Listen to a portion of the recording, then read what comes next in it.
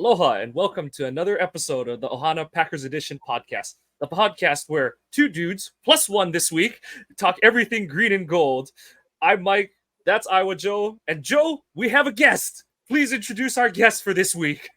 Well, this is somebody that I've talked to on Twitter a few different times. We've had a little bit of back and forth, but it's Miranda, who's a Miranda Marie. I'm assuming that's your last name, My middle name, but middle yeah. name. Okay, Yep, all fair right. enough. Well, I Yeah, don't know. Mike didn't give me the notes, and I'm not the note person, so. no worries. But she's a contributor for NFL Draft Countdown, the 2-minute drill, and whatever else you want to know about on Twitter. So it's Yeah. great to have you on what could be probably our last ever episode, depending on what the outcome is next week. Uh, you know, I'm When he not says looking. our, he just means you'll find a different co-host depending on the outcome.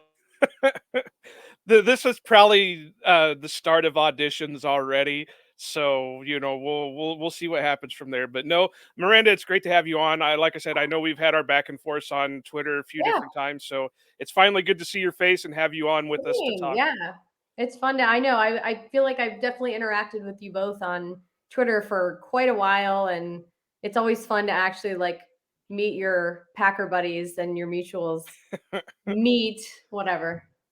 Yeah, on Twitter or Close X or enough. whatever the hell it's called anymore. Yeah, I So know, whatever it is. the Elon machine is what I Yeah. tend to call it. So, but unfortunately, we're not talking draft this time. So we'll have to We'll say deal that. with the Packer victory that we just had on Thanksgiving Well, Day. amazing. So, Mike, you want to get into it a little bit so we don't keep Miranda here way too long like we Yeah, normally tend so to? it was a happy Thanksgiving for Packers fans. I know it was the early game, and I always laugh when they have to say like it's an early start. They're all early starts for me, but That's true. I mean, we finally got to see one of those games where the offense really seemed to break through, and it goes without saying that it was impressive on so many levels. We'll get into Jordan's game. We'll get into the game LaFleur called. The other part of it, though, is like just to remember the run game was a big question mark going into Thursday's game. No Aaron Jones. Emmanuel Wilson goes on IR. They're elevating. Patrick Taylor gets signed off of his couch while he's on the bye week for the Patriots. James Robinson gets called back from Kroger's to get back on the practice squad. And yeah, it was a piece it together game on the ground. And Jordan Love had his best game as a pro. I know he threw for more yards against the Chargers, but I think in terms of what the situation was going into a as hostile of a road environment as they'll really face this season. And he had the best game of his career, in my opinion. And I think that's just the easiest way to start it off there. But Joe, Miranda, who would like to go first on your thoughts going off of that? I will be completely transparent, and I don't know if this makes me just a realistic person, which I typically am, or a bad fan, or a little bit of both. But I went into this game just ready for a bloodbath, like in the worst possible way. I don't know. Like the Chargers game, I felt like we kind of escaped. Yes, we kind of saw some flashes of greatness, and I was like, okay, like offensively, I'm pretty happy. They had a few drops that kind of made the defense look nice. So I just didn't. And again, with the injuries, like you mentioned, with like Jonesy hurt and Manuel Wilson out, I was just like, oh man, if we can't get a ground game going, like our passing game's going to struggle. What's our offensive line going to look like? And just everything just gelled together in a way that I just wasn't even sure was possible this season, which was fantastic. Well, and on top of that, they were even saying that Dylan was injured. Right. He had like a groin or Yeah. something that he was dealing with. So yeah, the run game was a big question mark. So Yeah. I agree. I didn't think it was going to be like a horrible loss. I figured, because Detroit always seems to, with the way they struggled against True. Chicago, but I Yeah. didn't think it was going to be a win. And, it was a hell of a surprise. So, Yeah. I completely agree with your assessment on that. It's a good Thanksgiving. Yeah, But I guess we had I was something ready on to our scrub the side. same potato. I was ready to scrub the same potato for an hour just to not watch the game because Right? I think we're like you said, Miranda, we were all being realistic. Yeah. Like the deck was definitely stacked against it on Sure. paper, and I know Sure, that's why they injury play the game, report. but Yeah. it absolutely looked like a stacked deck. And I know that I've got a bunch of friends from when I went to University of Michigan who are Lions fans, and they've had their concerns and Yeah. complaints about the team and stuff, but Mhm. that was the thing, is that short of Jordan Love playing the best game of his career by far, that was what it was going to take. And fortunately for Packers fans, that's what we got. So, Yeah. I mean, it goes without saying, like I said, Jordan was he was heat checking himself the whole game, basically. Starts it off with a 53-yard shot play to Beautiful. Christian Watson. And that was sort of the theme of the day, is that Jordan Love, he kept skying his ceiling higher, and Christian Watson had the bounce back game that he absolutely needed on this season. So just by the counting stats, Jordan goes for 22 of 32, just over 66% passing, big one that everyone was kind of pointing out this whole season. 260 yards, 8 touchdowns, no sacks, which was a big one compared to the week 4 shellacking this team took on Thursday Night Football, the first time these two teams met. And Watson accounted for 94 of those yards on 5 catches. And I don't believe so he had 7 targets, ended up with 5 catches. I believe the 2 misses were the one with the egregious no call, wave off the flag, which all pictures from after the game make it look even stupider to wave off that flag. Well, then with the one that was later on the game that they called for Detroit, that was basically the same play. So the officiating crews this year has been inconsistent, to be kind. That's the problem. I mean, if you're gonna, it doesn't make it okay if you make bad calls, but if you're gonna make these ticky-tack calls or you're gonna do no calls, it's like, just do it freaking consistently. It's all I care about. Within one game, within 1 3-hour span, call it the same. Well, that's what we always say with baseball umpires. If you're going to make this call for this team, then make it for that one to at least stay consistent and keep it fair. But it just I don't know. Like I said, this whole year has been really, and not just for the Packers. It's been throughout the whole league. It's been zany all over the league.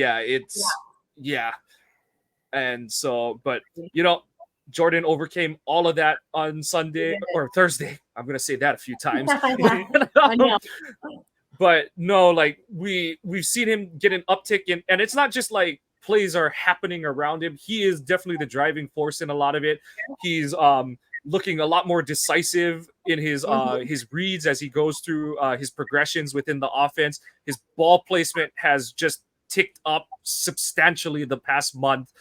That's one of the big ones, and that's what we kind of said as over the course of the season, is like, it's great that you see the highlight plays, even in week 1 against the Bears, but it's what is he doing in between those highlight plays that's going to determine if he is the quarterback of the future or if he's just another guy that you got to replace in a year kind of thing. So, and, he definitely took a dip in the middle of the season. He was missing throws early, and then it became he was throwing bad interceptions in the middle of the season. But then now you're seeing him, like, we kind of said it last week about the Chargers game, where he didn't have, maybe 2 or 3 of those like, oh my God plays. But in between, there was a lot more just, that's a good throw. That's a good throw. Yes. That's a good play. That's a good play. Whereas this week against Detroit, it was more of that, but there were more of those like, as much as Joe and I try to stay away from it, where you're saying, well, who does that remind you of? Kind of plays and stuff like that. So, and and more to to be fair to Jordan, you don't want to just compare anything and everything he does to either of the 2 guys that came before him, but it really does just up the ante that he's looking great, better and better. But Miranda, from your point of view, how are you liking the Jordan Love experience over the past, not just on Thanksgiving, but over the past 4 weeks, the progression we've seen? Yeah, I really do think, I don't know, like, exactly, I guess if I'm really thinking back, like you said, the Bears game, maybe they're just ass and whatever. we just looked, I don't know. I was so excited for the whole season after that game, but whatever. But I feel like maybe it was like that Rams game about a month ago that really kind of like the floodgates opened and everything you just saw like little pieces. It was like he kind of started getting with like Luke Musgrave that game. And, that game we actually did a little bit more running, and AJ Dillon kind of had a couple good games and kind of dropped one to the Steelers. That one hurt. Kind of feel like we should have won that game, and we won't get into the refs on that one, but whatever. But it's been super fun he's always looked comfortable, right? Like his poise is there. It's been there since day one, which is wild, but like he just is playing better with that same like comfort. And it's so fun to watch him succeed. It's so fun to root for the kid. I think one of the big differences I'm seeing is you could tell early on in the season when he would get excited because he saw a play open up. And that's when you would see him kind of force the ball or overthrow the ball or undercut the ball or whatever. And now you're seeing him, okay, take a breath, make the throw. Yeah. Now, we did kind of see it a little bit with the Watson first play that Mike was talking about, where if he would have led Watson a little bit more, that would have been a one-shot touchdown. Oh, it would have been easily. But, it still was a great play. So that's been the biggest thing that I've seen so far, is that he's starting to calm down. Like Mike said, that he's also making the reads a little bit better. But I think we also have to say that the receiving core is starting to get better for him. Yes. It's getting to where it seemed like Mike and I were saying every week that, okay, well, these guys were running the wrong route, or they were running the route together, and so now they seem like everything's gelling a little bit more. Even my guy Malik Heath is starting to get his opportunities a little bit more. So it's really great to see that start stepping up. I agree. So it's the whole team is gelling. And another thing is, I really like the fact that LaFleur is opening up the playbook a little bit more. And he's playing like aggressively a little bit. Like he's not just playing his old school, like kind of conservative playbook. He is really getting into his bag a little bit. And that's what we thought we were getting like from the beginning. And it's hard with Rodgers there to even like totally know. But now it's like, now we really see what he can do with this young, new quarterback. And let's talk some stats here, because I know we're not really stat guys. That's okay. Per se, but bring it on. What's funny is people are still kind of down on Jordan Love. Oh yeah, he's meh or whatever. But one of the guys, and I saw this as a tweet, and I wish I could find who actually tweeted this out, but they did a side-by-side comparison with the guy that they're talking about in MVP contention and Jordan Love. Jalen Hurts and Jordan Love. All right. Completions. Hurts is at 224. Love is at 225. Attempts. Hurts is at 327. Love is at 372. So the percentage is a little off, but they're still above 60% for completions. But then you look at yards. Hurts is at 2,497 yards. Love is at 2,599 yards. Then touchdowns. Love has 19. Hurts has 15. Interceptions. Hurts has 9. Love has 10. So just threw his 10th. Yeah. So, did he just throw his 10th? Yeah. So we're even looking at a little bit closer there too. And then sacks. Hurts has been sacked 27 times compared to Jordan Love's 22 times. I mean, you take a look at the guy that people are putting as the MVP and a guy who people are shitting on. Yeah. And they're relatively the same. And with like less to work with, arguably, and a way younger supporting cast. I mean, it is hard to have. Yeah, Jordan does not have either an AJ Brown or a Devonta Smith. So yeah, it's a little bit different. He doesn't have a Lane Johnson. He has a Lane Johnson, a Jason Kelsey. Like, that's insane. I mean, those numbers are. And I think somebody else did it with Patrick Mahomes too, and I think they're even relatively close with Mahomes also. Yep. But I'm not going to take the time to look at it because why waste the time at the moment? But I said that. You're right. So I mean, Now, am I ready to crown him the next great? No. We've said for the longest time, and it's a common thing, let's see the stacked successes. Let's see how he progresses through the year. Let's see what he does into next year. Am I ready to give him a contract now? No. But I know if they don't do it soon, if he does go off, it's going to cost him way more money. 100%. So we'll see what happens. I do, and I know this is looking way ahead, but I'm trying to get this out there that I'm going to call it. I'm calling my shot. I still think that they're going to take a quarterback in the second round. They have two. Yeah. Well, I mean, and I hate to say this, but if you look at the parallels between Rodgers' first year and Love's first year, everything is going the same. Their stats are looking the same. The year is going the same. Everything else is going the same. Well, the first year Rodgers took over, that year they took Brian Braum and they took Matt Flynn. So I could see this year if somebody falls into the second round, the Packers have 2 second rounders. They could have more. Who knows what the trades and everything else that could happen. I honestly think that they could go with a quarterback in the second round with one of their spare second rounders. I don't hate it at all. I think it's never a bad thing to have a plan B. You just look at all these injuries that we've seen. I mean, yeah, I don't know how you're like, okay, there's a crowd of people calling for Sean Clifford, but really when it came down to it, I know, yeah, eye roll. Is he really going to step in and just like be Jordan Love? Like, I think a lot of people like the Clifford in the preseason was being a little bit more proactive with his stuff, whereas Jordan was being a little bit more conservative. Mm-hmm. But let's face it, if Jordan has had more time in the system than Clifford has, so if anybody's going to get it a little bit more, then Love is going to get a little bit more. But and I'm not saying Clifford can't be that backup guy. Sure. But I still think that there's going to be, because what, Mike, you probably know a little bit better than I do, but this year's QB class is kind of deep, isn't it?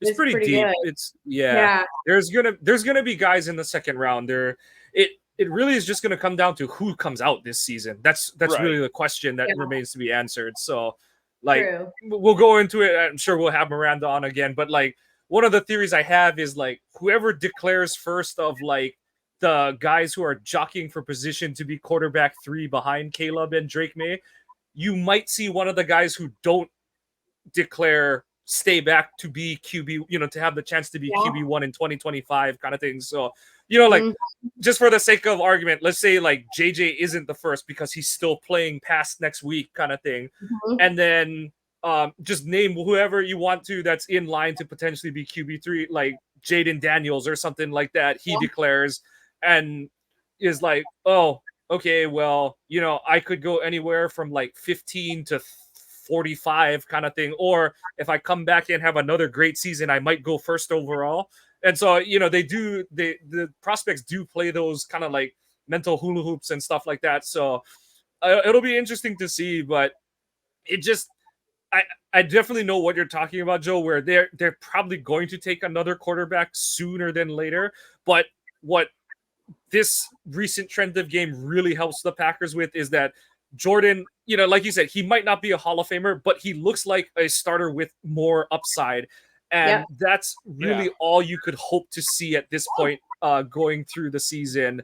Because if he shows that and like the floor is I said it all along, it's like if you get Jordan Love playing like Kirk Cousins but with more upside by the end of the season, that's just monumental for this team, because then you're comfortable. And who knows, I get the feeling them are comfortable either way. It's just a matter of semantics, process, whatever word you want to throw at it when they do hand out the extension. But especially if the production on the field matches what they see in practice, what they believe in, all of those intangible off the field things, then roster construction becomes so much more simple because you don't have to find that quarterback again. So you can use those, what are they now, like top 85 picks or whatever, depending on whatever happens with this Bills Eagles game tonight. So then you have all of that to you either pick 5 top 100 players, you move around to get a third, second round pick. You got a lot of options to kind of jump some extra hurdles and try to accelerate the rebuild or reshuffle, whatever adjective you want to put on it. Yeah. Everybody knows my feelings. We can trade the third round picks for the next millennium for. Yeah, we don't need to go down. I don't. I mean, yeah. Sean Ryan's beautiful body and Tucker Kraft's hair are going to turn that trend around. I think so. Yeah, honestly, it may have broken the curse. Sean Ryan gives me such 80s wrestler vibes. It's ridiculous. I saw your post. That was funny. I agree. Oh, I every time I look at him, I think, is that an 80s wrestling locker room? I know. Or whatever? He doesn't look like a 2023, 20-something. Like, it's just so funny. Well, on top of that, now we know why the steroid use, because it really didn't give him rip or anything. It gave him the bulk like an 80s wrestler, too. Yeah. So, I mean... I'm sorry, Sean. I really am. I should lay off the PED references, but you're going to get it for the rest of your life because you weren't even on the active roster for the whole time that you took it. But yeah, I mean, I've always had high hopes for Kraft. Mike and I have talked about this for the longest time, and I'm glad he got it, and we'll talk about it here in a minute, but I'm glad he finally got his first touchdown, unlike what Baldinger said last week. Yeah. But I've always felt like he was the more all-around type guy that was going to do what they kind of hope Musgrave can do with the break the tackle and stuff like that. I like Musgrave. I think he's a hell of a talent, but we need to stop asking for him to break a tackle. Unfortunately, we won't be seeing him for the rest of the year with his lacerated kidney. For a while. But I think we're in good hands with Tucker. I think that Ben Sims could be something else. He looked pretty solid. Yeah. In his limited snaps too. Just as long as we keep DeGuara off the field, I think I'm good. Your cousin had a good game too, Joe. So now yeah, they've got options. Yeah, I keep Joe's saying Calabash cousin got his first game, and he looked pretty solid out there too. He's got a hell of a last name, man. That's a regal last name. Very nice. But and we kind of alluded to it earlier in this segment, but a big reason for Jordan's uptick and LaFleur opening up the playbook is the skill position. The young skill position guys are taking a step up in their game. I do think Watson having a bounce back game, people are like, oh my God, like he finally, I was like, I think he's just healthy now. And I think that's part of the reason why Love's throw was a little short is because Watson, all the way back to when he had the big broken play catch against the Raiders, you're kind of like, shoot, like a year ago, he scores on that play. And you've seen it in other times where you're kind of like, people would say like, he's not running for 100%. I was like, I think he is. That's just what 100% is right now. And then on Thursday, you kind of saw him be that, 0 to 60 athlete again. Yeah. And I think that was part of why Jordan's throw was a little off is because he's like, I've been throwing to a guy who's been running at like 3/4 of his ability for, the whole season. And then now it's like, like he can go and get it kind of thing again. Yeah. So Watson and that's the thing is like, everyone asks like, what was the plan? What was the plan? And I was like, well, I can definitely tell you the plan was not for Watson and Dobbs to get hamstring injuries on the eve of the season. Like, it was like, I'm almost certain the plan was you got 2 receivers that you like really like from last season that you're going to build the offense around. And then you have mostly Reed and Musgrave, and that have particular roles that you're like, you guys learn these things in the playbook. You're going to do these like 12 things for the first, we'll give you time to learn the rest of the playbook and fill in the blanks afterward. And then Christian and Romeo go and get injured in the last week leading up to the regular season. It's like, okay, let's just try and make this work. So I think, like, who's this guy? Yeah. Like you said, Miranda, the Rams game did feel like a turning point because it felt like the first time where the receiving room had a clean game on the field where kind of like Joe said, you didn't see guys, kind of running like the Three Stooges into each other out on the field. You didn't have, like plays where Jaden Reed is like hopping and yelling at Christian Watson because he's like, what are you doing here? Of course, we say that, and the first touchdown from Thursday was a play where everyone kind of was like, we don't want to say his name, but someone ran the wrong route.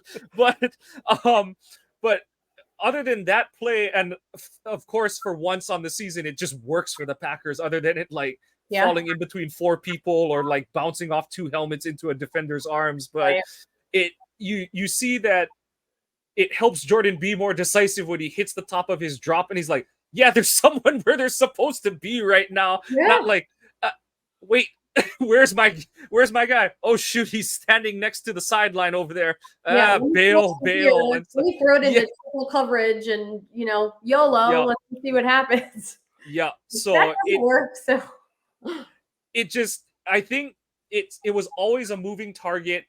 Like I said, the things that were supposed to be reliable, sure things all got hurt within the first week and a half of the season. And the only one who was able to play was Dobbs after week 1, and he was still on one leg at that point. So I think what you're seeing now is, when they hit the Rams game, was that week 8 or 9 or whatever, that's where you sort of saw like the receiver's learning curve met where LaFleur wanted it to be. And from that point, he's like, okay, I can call everything in the playbook. It's not, everyone's like, he calls the game so bland, he calls it so vanilla. I was like, I don't think that's by choice. It's like I've got 4 guys out on the field and I don't know which one is gonna run the right route this time. So it's just a bigger step in the right direction, and it just gives everyone confidence, because when you're a receiver and you know what you're doing out there, you're like, okay, I know exactly where I am. I'm supposed to be on this spot, whatever yards downfield, and I'm supposed to be looking for the ball, kind of thing. And Jordan therefore can be like, okay, maybe we have leakage on the O-line, but I know I can buy enough time to make some throws to get it to guys. And we saw that some of the throws to Malik Heath, some of the throws to Dobbs, almost the throw to Watson that would have just iced the game away at the end. And as much as fun as it's been to watch Love grow his game this season, and just, like I said earlier, be the guy that the front office expected him to be, it's been that much fun to see the young receivers grow their game as well. So, and like you said, Joe, Tucker Kraft got his first touchdown, and that, I think the picture that says it all is Watson celebrating it when the ball's still touching the rafters as it's coming down to him and stuff. But I mean, for the two of you, like, for me, that's one of the most exciting parts of a season, especially one like this where we're not expected to be Super Bowl contenders. But how exciting is it to see the young guys on this roster stepping up into roles that maybe they weren't expected to be in, or like they are filling the shoes we hope they would have filled this season? It's again, not to be like extra realistic, but I just was putting myself in the position, like, don't expect too much. They're young, especially with all of our injuries and like multiple position groups, not even just talking wide receiving core, like, our secondary is all like, they're all like 14 years old right now. Our O-line is, they're babies, and it's just so bizarre because like they're really starting to all just, it works right now, and it's amazing to actually see that. And to your point, it kind of gives everyone else confidence, and then that all just kind of like adds extra, firepower moving forward, because they're like, oh wait, I'm good, I'm gonna have protection, so then Jordan's good, but then he's like, and my guys are gonna run the good routes and the right routes, and it all just kind of gels together. And then Matt LaFleur, the cherry on top is he's like, all right, let's freaking go. I can call these fun ass plays that I really couldn't call maybe weeks 1 through 8, just to try to simplify the playbook. And so it's really, really cool to watch. And it kind of makes you like salivate and go, oh my God, like, what are we going to see this week and next week? And is it going to get better? Did we see the peak of it right now? Like, it's exciting. Well, next week will be the real test, because that's the Chiefs, right?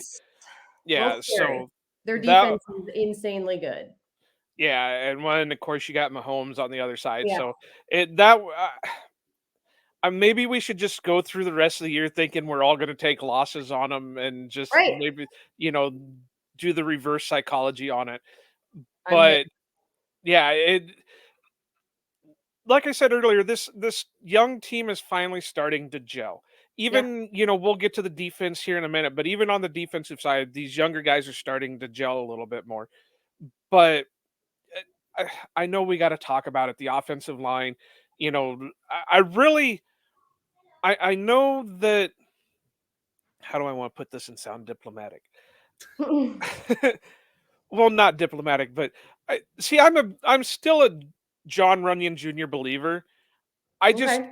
I'm thinking our whole O line has taken a step backwards the last 2 years. So Sure. there's some kind of issue that's happened. Was it Stinovich has been moved out of the offensive line group? Is, obvious you can't really put everything on Bakhtiari either because, last year we were without Bakhtiari for the Yeah. majority of the season. Hmm. So there's something there that these guys have all taken a step back. Yash even has taken a step back. I thought he had one of probably his worst games Thursday, just because it seemed like every other time, or maybe it was against the Chargers, but it was one of the games that it just seemed like every time I looked, he was getting, spun around or he was missing his block or whatever. And it just, luckily, it didn't hurt the Packers too bad when it happened. Hmm. But it's just that whole offensive line isn't meshing like it should. Now, they did a lot of good things here. I think at one point they even had 3 offensive linemen blocking Hutchinson. So, I was shocked. Yeah. I was like, what am I watching? right. I still think Runyon gets brought back on a short, contract. I don't think he's going to get big money anywhere he goes, but they'll bring him back on a short 2-year, like a Lucas Patrick or Lane Taylor or Mhm. whatever. Maybe it is time to throw Ryan out there just to see what he can do, and go from there. I do kind of wish they would stop the rotation of Walker and Yosh and just go, all right, this game here is yours. This game here is yours. Me If too. something happens in the middle of the game, then we can rotate you. Right. But no, just this game's yours. This game's yours. We'll call it good.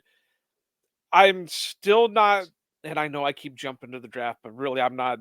I'm trying not to think playoffs just because I don't think it's there. But if it happens, it's great. Wild. Yeah. Yeah, but I still, and friend of the show Joey Van Zimmerman is, I think, working on an article about this, but I'm still not sold on them taking an offensive tackle in the first round.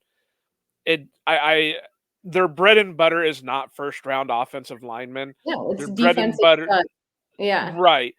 Yeah. And I think this could be one of the rare years that they even go maybe a playmaker of some type, whether it's a secondary safety type or something on Yeah. the offense.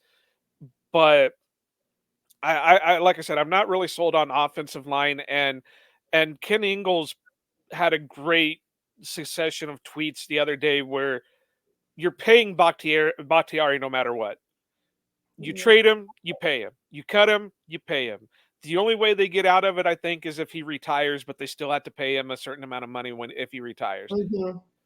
If this last procedure did what it's done that he's hoping it's done for him, throw him out there. What's the worst that's Yeah. going to happen? He's not going to be Right. able to play another year. Then he Right. just retires because he knows he can't do it. Yeah. But I know you still got to build your succession plan after Sure. him because he's not going to be on the team forever.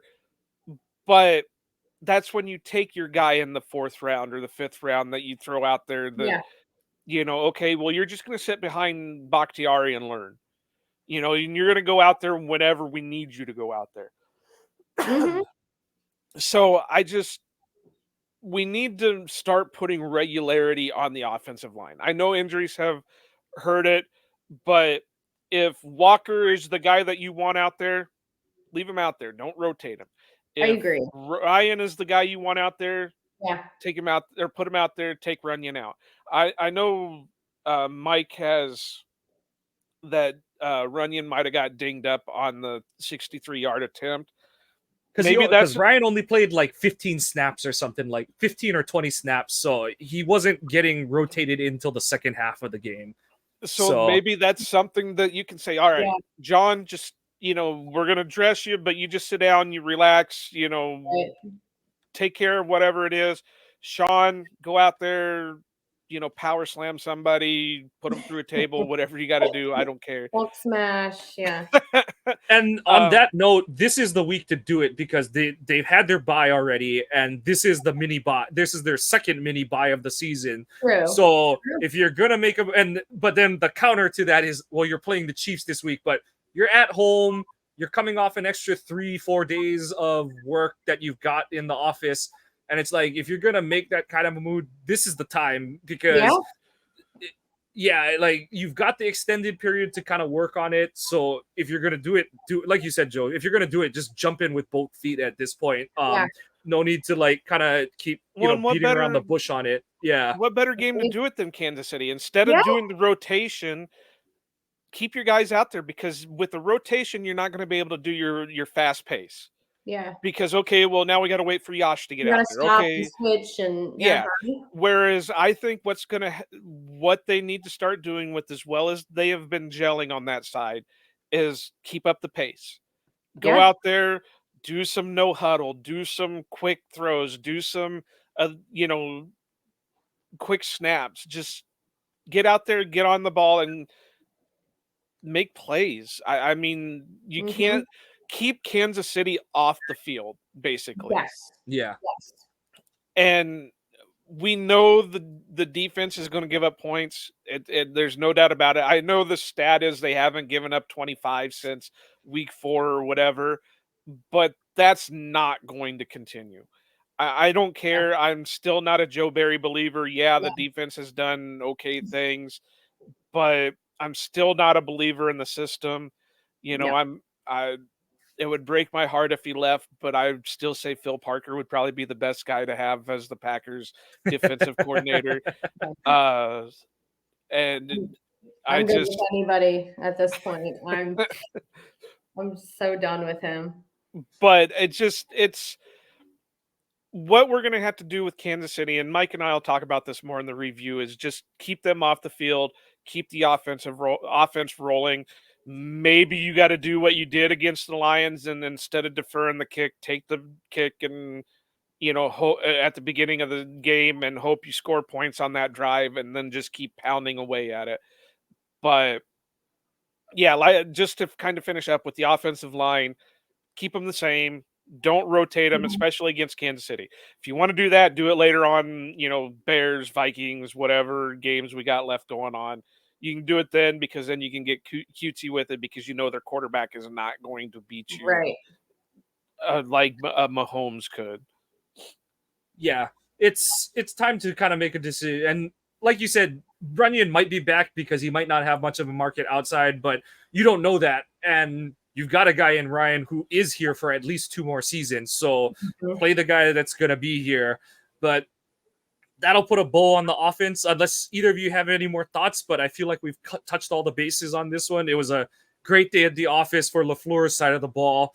Like we said, kept the ball rolling. Jordan looked awesome, brought his A game. And even though he brought his A game, there's still, I think, another level he can definitely get to. I think JT O'Sullivan pointed out a lot of it's minor technical things that he can work on. And I do think, especially with Clements as his QB coach, he's got a chance to really button down a lot of little aspects of his game that'll just take his efficiency up, and that'll just button up a lot of the in-between plays like we were talking about earlier. But from the side of the ball we're excited about to the side of the ball no one wants to talk about anymore, the defense. But it's not all bad.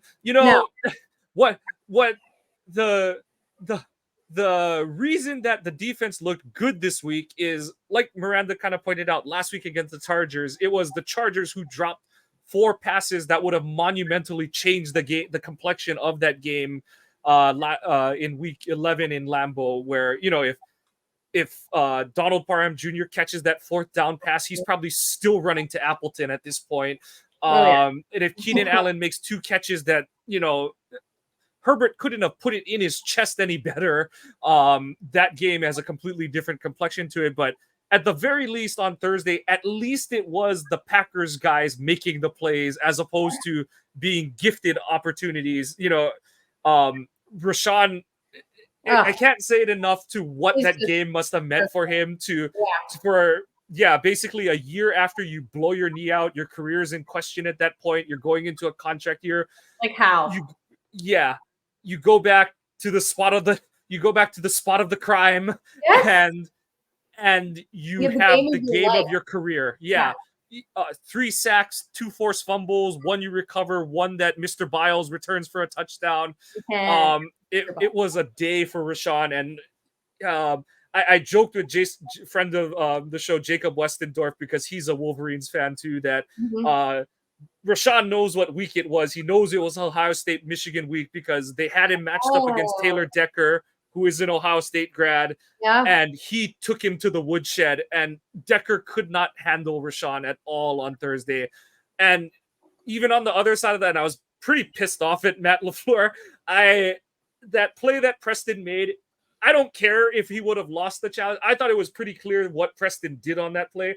I thought he had the Julius Pepper 3-in-1 special where got around, got the sack, forced the fumble, and recovered it. And I was so mad that LaFleur or whoever is supposed to tell LaFleur to challenge it didn't, because the mechanics of that play is he has to challenge it. It's not reviewed because the play starts before the 2-minute warning. That play is under the challenge flag jurisdiction. So I don't know if LaFleur thought incorrectly it was supposed to get reviewed or whatever. Somebody should have told him, because he had the whole timeout, the whole 2-minute timeout, to be like, throw the flag, Matt. And like, it would have saved the 2-minute warning. They would have gotten like 9 more yards of field position, and Preston would have had that extra stat to his name. And it would have just, instead of it being just the quarterback pressure, it would have further shown how much the Packers front finally had a day against this Detroit O-line, because we've been saying it for the last 2 years where it's like, yes, Detroit might have the best O-line in the NFL, especially with Lane Johnson still injured for the Eagles. But for the first time since like the 2021 week 2 game, the Packers front had a day against this offensive line for the Lions. And I think it is what made Barry look like he had a good day in the office, because Goff is having a great season because that O-line is so good. And for the Packers defensive front to have the day it did, you had Kenny Clark just plowing dudes into the backfield all day. Carl Brooks looked like he was playing against MAC competition again. Kobe Wooden almost had a safety. I thought that TJ Slayton was controlling the center whenever he was in the game. And so it was just a great day up front, I thought, for the most part. And it really set the tone for the rest of the game. But I mean, outside of that, you had Jonathan Owens. He had a rough first drive of the game, but he really stepped it up outside of that. He had a really nice day, obviously scoring the big touchdown, but he had a couple other nice plays where he crashed on the run from the perimeter. And our favorite round 7 safety, Joe, from the Cyclones. Oh, he was hitting. I couldn't believe it. And I have to say that I know the one hit he made, they were all like, oh, well, it needed to be a flag. It needed to be a flag. I know this could be biased, but I don't think so. He's had a few where it's the whole, like, it looks like what we've seen. And I know, like, the one against the Chargers last week, Chargers fans are pissed because they're all saying Derwin James is getting called for that flag, and it's the whole, like, what's it look like and all that kind of stuff. But when you see, it's one of those where I'm glad that he hasn't been flagged for it, because when you look at it in slow-mo, he is turning his shoulder, he is trying to aim at the right spots and the legal hitting zones and all like that. But I know which play you're talking about, Joe, but it is just such a breath of fresh air to see one of the young safeties on this roster be a striker from depth. And that's something that's going to be just paramount for the deep. But on the good side, what other things excited you two on Thursday? So again, and I got to give credit where credit's due. I'm not the biggest Joe Barry fan, but like, him employing these blitz packages that kind of gave our, secondary a little bit of breathing room because they are young. Like that was huge, obviously. And then when they were actually expected to, make a play, they were able to. They weren't exhausted. And Right. obviously Goff under pressure is not very good, like a lot of quarterbacks. So I've wanted to see that because we have such playmakers up front and on the edge. And so actually using them to their strengths instead of being like, hey, Preston, you go downfield and cover a wide receiver. It was so fun and refreshing to watch. I'm like, this works. Like, that's so crazy. Yeah. We've all said it. Yeah. At first, when I was reading through the notes, I was kind of confused at what the hell Mike was talking about with the 3-1 stats. I was like, what the hell are you talking about? But yeah, I get it. The only thing that I can think of is maybe during the 2-minute, LaFleur was having a conversation with the refs, and the refs somehow said, I don't think it's going to get overturned.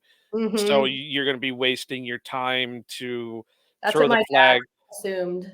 Yeah, so that's the only thing I can think of. And didn't they challenge something else earlier in the game before that, or was it after that? No, I don't think it was after. before that, but I do think it was just a weird, like, a whole it just was like the worst time with the worst, like, couple of seconds it could have happened. Yeah. Everyone was just like off and on different pages or something. And then I think what really like kind of like made him not really push it is we got the ball anyway because it was fourth down anyway. Exactly. But like I said, I'm selfish. I want the guys to get their stats when they can. Yeah. And there was a benefit to, it's not like he was challenging interception that would have lost us like 40 yards of field. It's not like one of our guys might have caught an arm punt or anything like that. We would have gained like 9 or 10 yards of field position. And on top, Preston gets another sack, fumble, and recovery to his record and stuff. So, I'm team not too. disagreeing with you on that. Yeah. No. I know. I think that's the only thing that comes to mind is, because you said they would have had the 2-minute timeout anyway. So, they always talk to the refs when that stuff before they make a decision. And that's the only thing I can think of is one of the guys on the officiating team said, well, it was really a bang play. Yeah. And like Miranda said, it was just a confluence of like 5 different things that went into it that just kind of made him go, well, whatever kind of thing. And so, it that probably does definitely factor into it where he has time. And so because the only timing mechanism, he just has to get the flag out there before the next play is run. So, and since his team's on offense, it's like, okay, like, so you're right. Like, he's probably looking at it like, oh, like, we got the ball back. It's not like it got returned for a touchdown or anything. And so I'll just let it go kind of thing and stuff. So, but yeah. Gary had a hell of a game. I really, I know it pains me to congratulate a former Cyclone, but Anthony Johnson Jr. is really looking, really looking good. I'm hoping they don't pull the old, now we got Rudy Ford and Darnell Savage coming back. So just ride the bench, Anthony, and, you'll get out there when we can get you out there. So I'm really hoping they don't do that. It's great to see a striker. I mean, I could see him and Darnell matching together because then you can have Darnell roaming the field. You can have Anthony just, making the hit. I really hope that stands out there. These young guys, Carrington is really looking good. I know he's going to have his up and down moments. You're always going to have that with a 7th round guy. Same with Anthony. You're going to have those moments where he's not going to be good, especially with Anthony because he's only been playing the safety position for a short amount of time. So, I know you've got wrote down here cocky confident for Carrington right now, which is great because I think one of the things that one of the people they were comparing him to was Jair. Well, when Jair gets rolling is when he starts getting cocky. And, if Jair can come back for this Chiefs game, which knock on wood, I'm kind of hoping that's why he didn't play against the Lions, is so he can be fully healthy for the Chiefs. So I'm hoping if both those guys can be out there, And it doesn't hurt that Corey Ballantyne is having a hell of a season as a reserve Yeah. guy. So, for everybody thinking that this team was going to go downhill once Razul was traded, the secondary has been one of our best positions. And we've still Yeah. got Eric Stokes coming back. He's got what, one more week? Or is this week they can This? start? No, he could This have come back because he was on the same Yeah. timeline as Savage. So Okay, they so just yeah. So he could be coming back. Now, I know they're going to slow him down a little bit more because right. he, it's still injuries in the legs and he's been dealing with it. But, I wouldn't be surprised if Monday they start opening his window. Now, not necessarily maybe for the Chiefs game, but for the Yeah. following game. I'm really looking forward to seeing what this secondary can do going forward because they're all young guys. Jair is the oldest one in the cornerback room, and he's 26. It's insane. So and let's face it, if we can have Jair and Carrington where they both can be put on an island and not this secondary would be sick. It's insane. Yeah. So, especially against this version of the Chiefs because they don't have the same receipt. It's Kelsey exactly. it's Kelsey and everybody else at this point. Yeah, you got Kelsey and a couple like bag boys. I mean, their receiving core is crap. Let's be real. I mean, Pacheco is good as a running back, but you got MVS doing MVS things and Tony stuff like that. I think they said Tony is going to come back or something, and I'm like, okay, not scared. Right. So yeah, the running back situation and Kelsey, because I don't care what team it is, what year it is, the Packers always struggle against a tight end. And he's going to just go right up the middle and just murder us somehow. Let's hope not. That's just what he does. Well, that's why I'm hoping that Anthony Johnson can make that next step because he's the guy that I would want on a Kelsey because I know he's not going to shy away from hitting him. Yeah, true. So, if he can I'm trying to think. You guys might remember a little bit more than I do, but didn't he have a pretty decent 40? Oh yeah, Anthony? No, he does. It's mostly that he's smaller, and he's on the smaller side for a safety, and he like you said, he's right now. I think he's played about a year and a half worth of safety. So yeah. So if anybody can do it, he probably could be the one that could line up on. I imagine they'll have Quay out there if Kelsey goes in the flat or whatever. But if I'm running the defense, I'm probably putting Anthony on Kelsey as much as I can, unless Anthony it's one of his down games and you just got to say, all right, guy, we just, we'll move you off and we'll put somebody else out there. But like I said, this secondary is really giving hope, especially again after the Razul trade. And if we can get everybody back healthy, I don't think it's going to be as big as weakness as a lot of people thought going into it. Agreed. That's a really good way to put it. Except for the safety position. We're always going to have that weakness because I know Darnell has been playing better, and I know I've just been hyping up Anthony Johnson Jr., but like Mike has said for the last, however many weeks, we've got nothing but special teamers on the back end, and it has been a whole other conversation too. Special teams still. Yeah. So what else you got on here, Mike, or do we need to go ahead and just go to special teams? Well, it's the usual stuff. The Barry defenders are still out there. They're saying like, look, it was a good offense, and they did it again. They held them down again, and blah. I'm like, okay, but like, were you guys watching the plays in between when Rashawn went Hulk mode? Like every play Rashawn or someone didn't make a play, someone was running wide ass open through the secondary, and it's I mean, Miranda, are you seeing anything? Like that's the thing is like I don't need to rip the players who are doing good things to still point out that your system sucks, and that's the thing that I'm like, I don't know what some of these people are looking at it.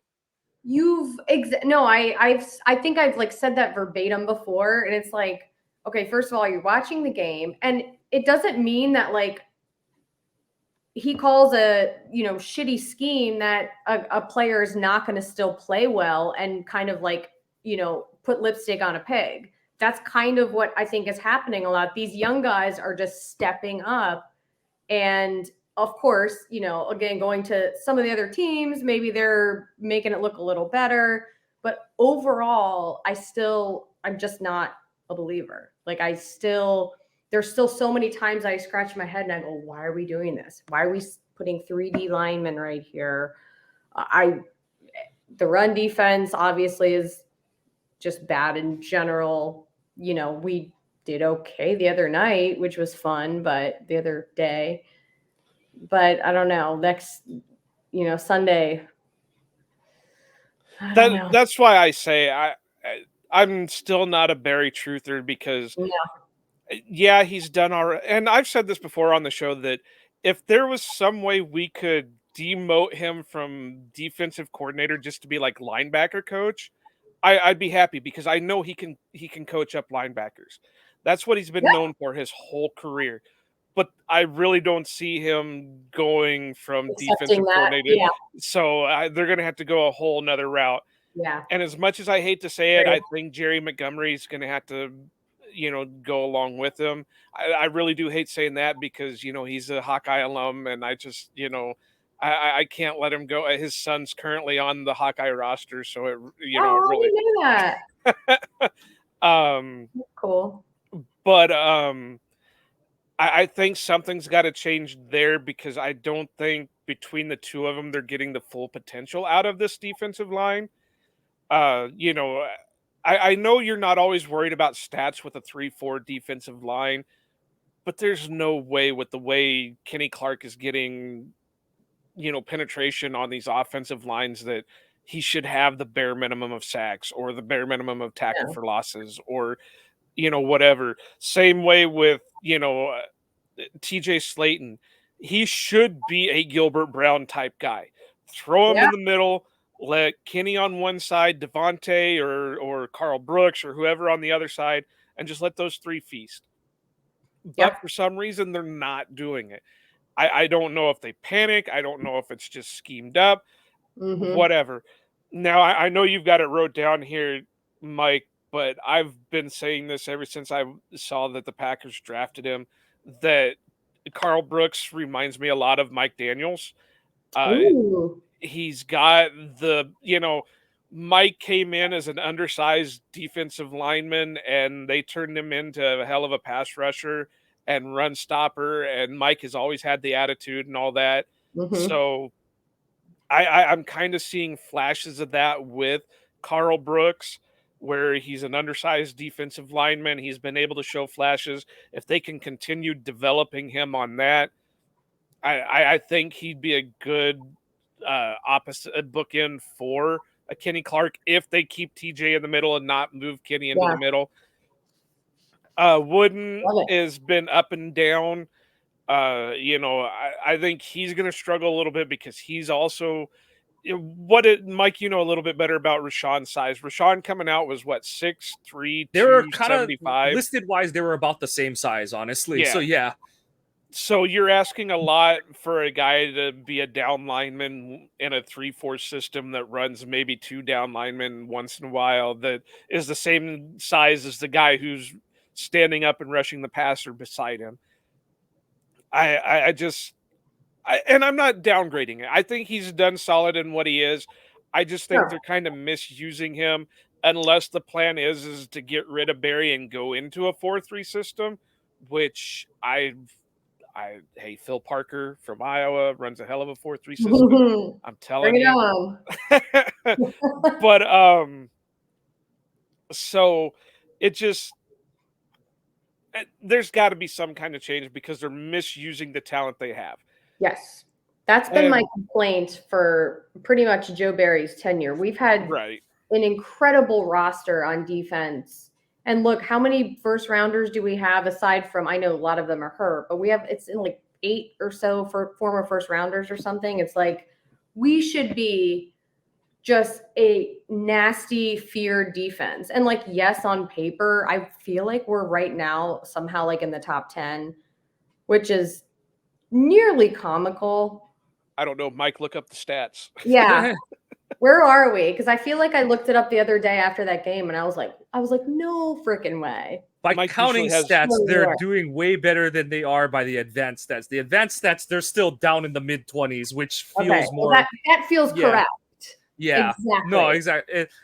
And it's the whole, that's where counting stats can lie, because it's like, Yes. yeah, like, because I like DVOA because it counts for like game situation. I mean, the way that even the very truth is, I'm like, what did Barry's defense do against the Broncos when the offense finally did something? They went and let him score the game-winning field goal right down the field. So it's like, that game. it's the same, it's the same shit, different day kind of thing. It's kind of like you were pointing out, Miranda, is like, I think the reason some of the young guys look so good is they don't know any better.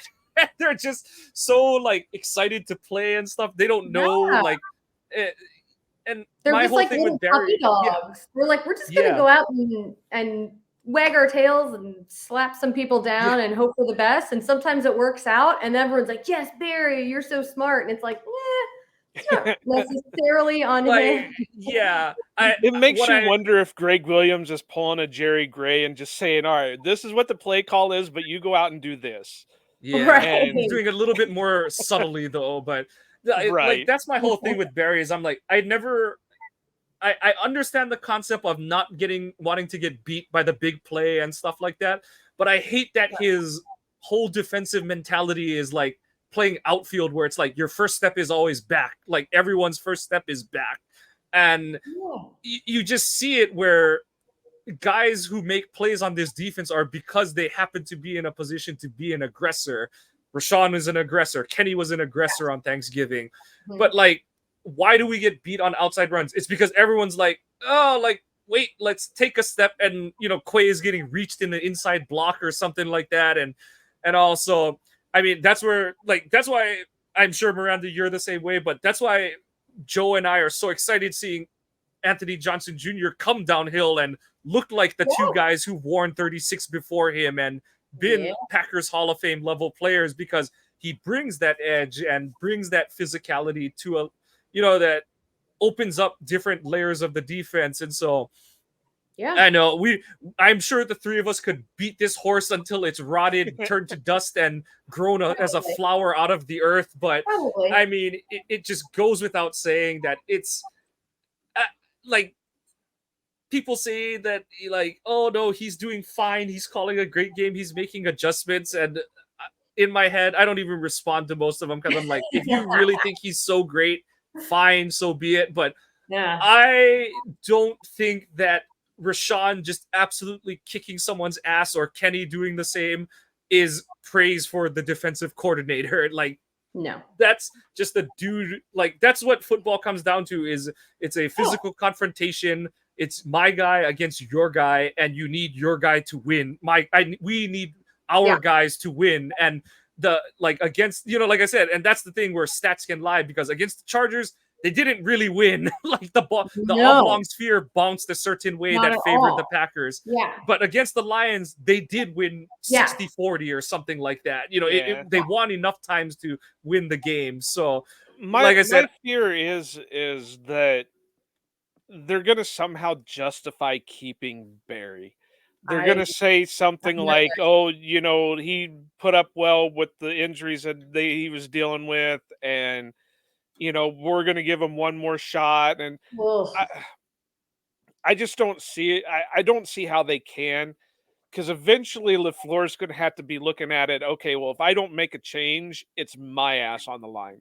Well, I was just going to ask you that question. Like, at what point would Goot even step in and say, like, buddy, you got to make a decision. Like, you either got to tell his ass to leave, or like both of you, if you can't be, if you can't tell your buddy he's got to go, how does that play out? It's just, I have this sneaky feeling that we're not going to see any major changes until Murphy is retired. I don't think so. I agree.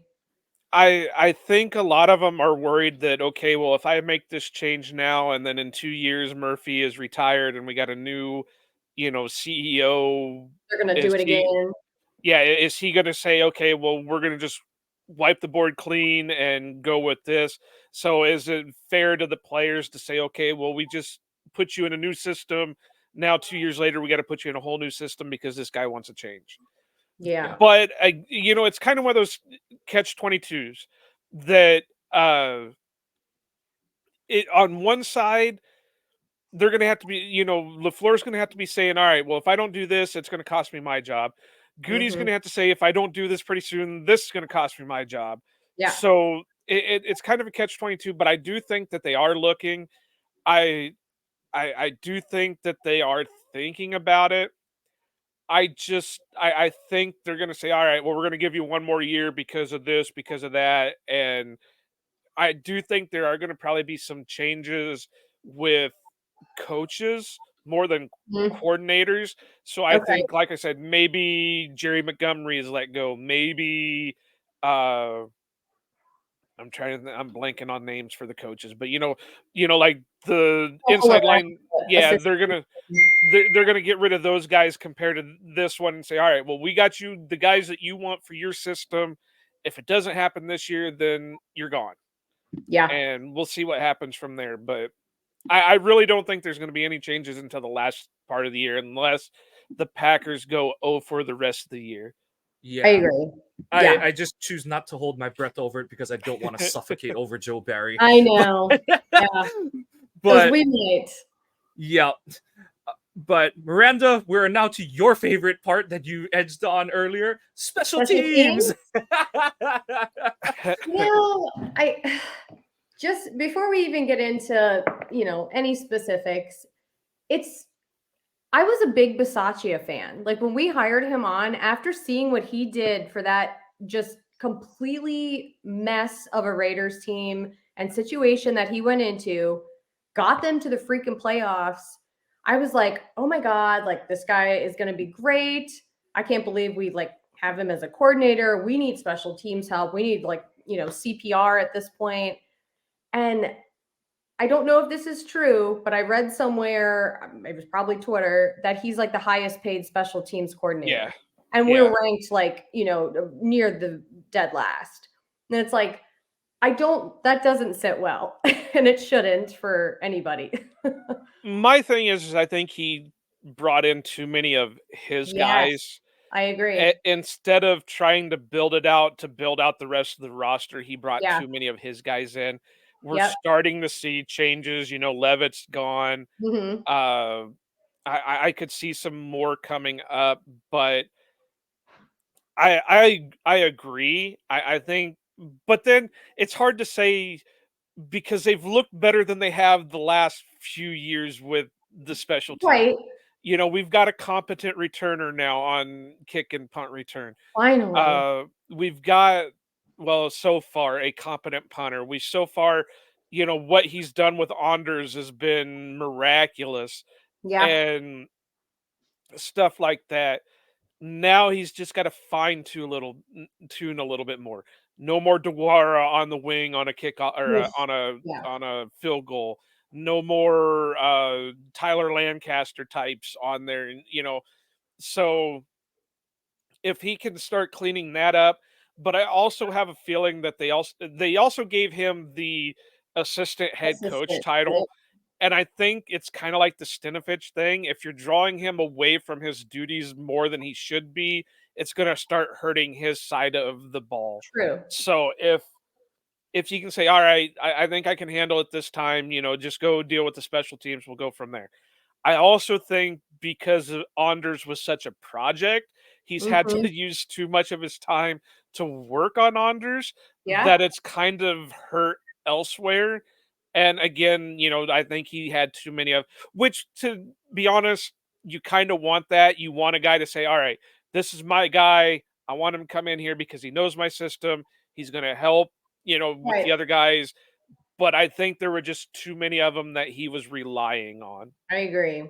Yeah, it did seem like he was very heavy on taking his pick of the litter kind of from a fire sale from Las Vegas. And I like his overall culture, and he's kind of just he's got that hard ass kind of a Dan Campbell-y vibe, which we kind of need because Matt LaFleur is just I not. So I like He that. is something else. I've told this Yeah. story on the pod before, but when I was up at OTAs, there was one day that it was pouring down rain and they were Oh my going to God. practice. And I was going to Lambeau so I could get one of my jerseys. Sweet. And I was coming down Oneida Street, which is right in front of, in between the Hudson Center and Lambeau. And most everybody's in the car, they're the shuttles to go back and forth. And here's this guy standing at the intersection, full Packer, like sweatsuit and everything. It's friggin' Rich Stop Bisaccia. it. He's walking from Great. Lambeau to Hudson Center in the pouring down ass, and I'm not He's like, talking it's like just a water. sprinkle. Like, who It cares? This guy has a hell of a friggin', side to him. So I was Uh-huh. excited for him to come in, and I think you're Me right. too. He's kind of like that Dan Campbell that, obviously he's not going to go out there and say, well, we're going to bite their kneecaps off or Kneecaps, whatever. yeah, But, yeah. he is somebody that I think if it came down to it, he's going to run out and punch him in the face for messing something up. Yeah. But it's another thing that I think that if we can start meshing the crew together on that, it'll turn around. Which, I like I agree. said earlier, it's night and day compared to the past. Yeah. No, I Yep. agree. It'll help when some of the guys like Savage and Stokes get back, because then you won't have like, and that's one thing Goot has done a good job of, is churning the bottom of the roster to find a lot of these, like, get in Eric Wilson from, off the scrap heap, Kishan is starting to get hot again on returns. He didn't have any chances this week, but we saw him heat up the last couple weeks before that, going into Thursday's game. So hopefully with the return to health of some of the like higher up players like Ja, Stokes, Savage, Dre, you get better play, because kind of like what Joe's saying about just Bisaccia coaching, you have guys who are supposed to play special teams like McDuffie and stuff. They can just play special teams and all. So Right. hopefully that helps. But yeah, like the biggest complaint I had is like, Anders, I need you to overcome the operation around you being not so great. Like, Yeah. like, and where I'm disappointed in Anders not overcoming that, I'm very pleased with what Whelan has shown, that he's like kind of Johnny on the spot the last 3 weeks. He's like dug some out of the dirt. He's reached basically across of Anders to grab one, and he reached back to his right. So he's kind of just been like a knuckleball catcher, just catching them everywhere and putting it down for Anders. So now I have to give Anders credit a little bit, because I was completely against a 63-yard try. I thought that was just a little. I understand you're in a stadium. I understand he's got the leg, which, by all accounts, he could have made it. 63 yards for years was the record for a field goal attempt. Right. Because this guy has issues that if he starts missing, he starts overcompensating. So I have to give him credit that once he missed, he didn't let him affect it the rest of the game. True. So I have to give him credit. I didn't pay attention to it too much to see whether it was just he didn't put enough behind it. I didn't pay attention to see if the snap was a little bit off. I didn't pay attention to any of that on the 63, but I was kind of against that one anyway, just because I was like, you're asking too much right now. Just punt it, do whatever, because basically that's all they did anyway, was they punted the ball because the guy returned it for a good chunk of yardage anyway. So just whatever. Let's not force this onto the kid. Now, a couple years down the road, he's got a little bit of time under his belt, whatever. Throw him out there for a 70-yarder for all I care. Just don't ask that of him as a rookie who's already having issues to begin with. I will say, like, before the season started, I knew we were going to have this whole young team and whatever, but I was like, he was like at the top of my concern list. And then he's come out and been, I know he's had a few misses. He missed the extra point the other day, whatever, but he's been like not a concern. And my dad calls me out all the time because, he doesn't follow a ton of the off season like I do. And I was just going, oh my God. I was giving him reports from like camp and stuff. I was like, he missed like 3 field goals. One was a 30 something, one was a 40. And so every time he makes one, he's like, well, You see, he literally says "ope," which is funny because I'm looking at that right now. Because he's very Wisconsin, and I'm like, hey, I'm just going with what I saw, man, and I'm glad he has like risen above it because he has. I mean, overall, I think we all had our trepidations with him I think because so. and then like I argue with Wendell Ferreira a lot, he always points out, well, this is why you don't draft the kickers. It's like, Wendell, for where he was drafted and for what the issues were coming into the season, I would draft this guy 9 times out of 10, no matter what. Sure. I mean, he's looked a hell of a lot better than Moody, who went in the friggin' 3rd round. That let's maybe we'll say we don't take kickers before the 5th round or something, but whatever. Yeah. But Mike, what else we got? We probably should get Miranda going so she's not. No, stuck yeah, with us that's long really pants gonna too be long. it. We'll just we celebrated. Dallin Levitt is finally gone. Yeah, and I loved how LaFleur said that it wasn't because of the penalties. Well, right. I'm sure in LaFleur's mind, it was 90% other things, and the 10% was when I was finally able to go to Brian and be like, "Can I do it now?" Exactly. Yeah.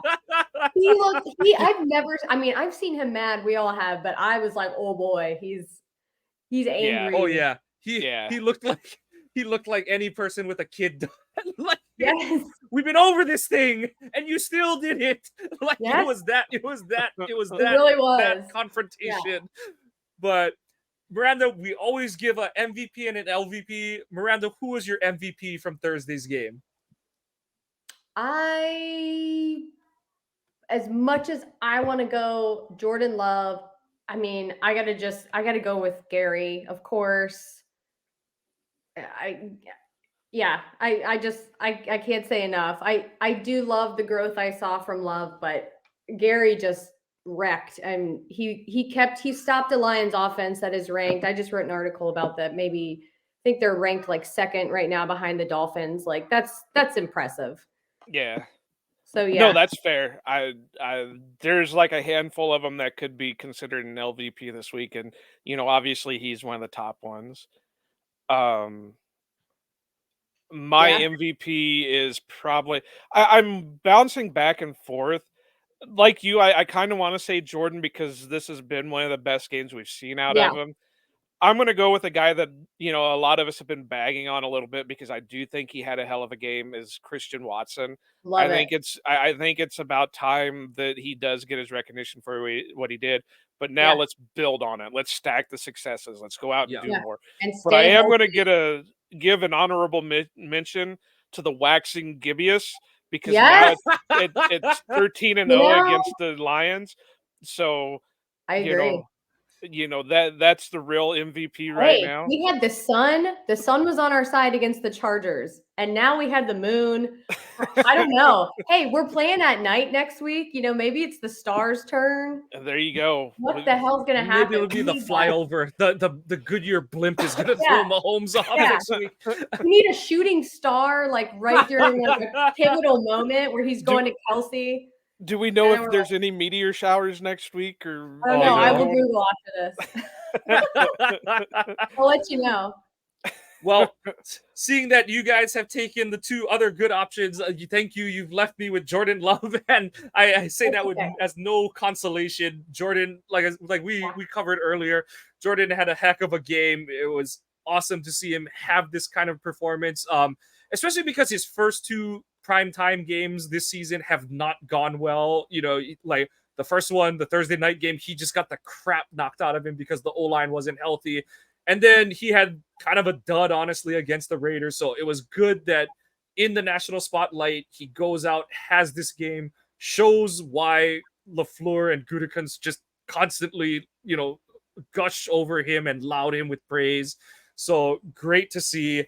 And I gotta just give my Wolverine a shout out because, like, it's not that I was worried his career was over or anything, but for Rashawn to have a 3-sack game on Thanksgiving, and then just his like man love for Jordan, the 2 of them, they could be bookends for the next great Packers team, and just warms my freaking heart. But what was he quoted as saying? Is I'm getting tired of crying around you, motherfuckers. I'm sick of crying for you guys or something. It was so awesome and like real, and it was great. Yeah. It's my wife says it because we met at Michigan, and Aww. she just says like it's so cool that like, you know, like I know a lot of people gave him crap for it, but like the first memory of him being a Packers is just bawling on draft day, and then he's just kind of played it forward ever since and stuff. So it's just cool to see him like have this career as a pro. I'll go first for the LVPs. Matt Orzik, you're literally brought in to be the steadying force on the special teams, and this is 2 weeks in a row you've been snapping it into the Mississauga. So get your shit together and stop making Whelan have to work overtime. Miranda, who you got for your LVP of the week? It just seems so obvious to go Levitt, but he already got the award because he's fired. So. I don't know. That's a cheap shot, but there it is. It was during the week leading up to the game, so we will take it. We will put a gold star on that one. That's a great one, Miranda. No, I was gonna offend Joe here and go with JRJ just because he didn't have the prettiest game. Yeah, it's fair. I mean, we've had to give out our LVPs to some of our favorites too. I know. It happens. I'm gonna go with the Fox crew. Where the hell is Jordan's turkey leg? Why did we have to watch Greg Olsen finger bang a Tedurkin on my TV? Why? I can tell you why. I'm surprised a lot of people haven't put this together. That's exactly what John Madden did when he was given the turducken on live TV. Is he did the same thing. That's how he was taught how to cut it. Was you just take your hands like this and you go right down the middle and pull it apart. You don't need silverware, I guess. Oh. Yeah.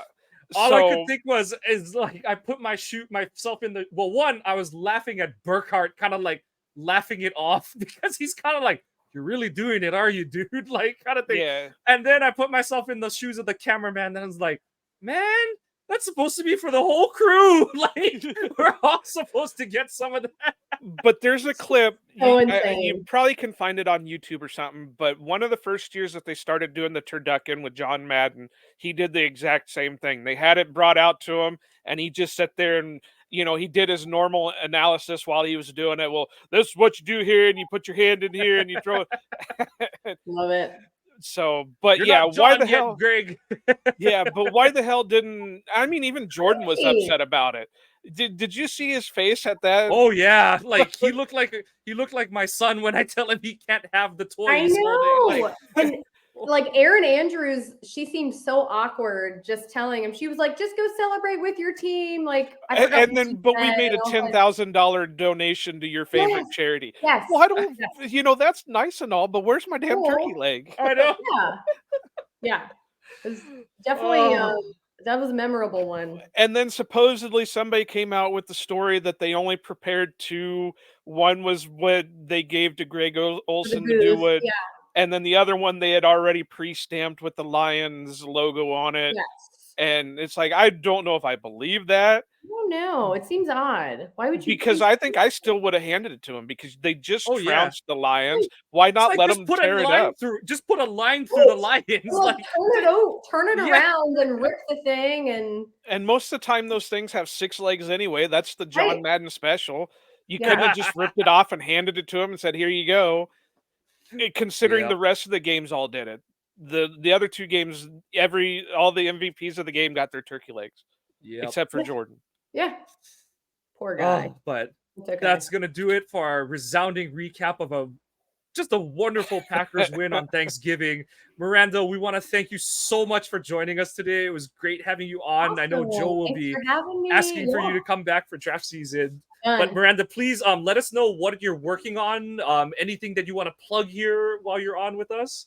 I just so I write for Draft Countdown, and I just cover, sadly I don't just cover the Packers, which would be a lot of fun, but I cover just the whole NFL landscape. And every Sunday morning, typically my articles come out through the season. And this week, I think this morning my article was just about like young, hot, kind of up and coming coordinators. And next week. I don't even know what I'm writing about next week. I just kind of I watch the games as an excuse to watch Red Zone all day and then curate something. So it's great.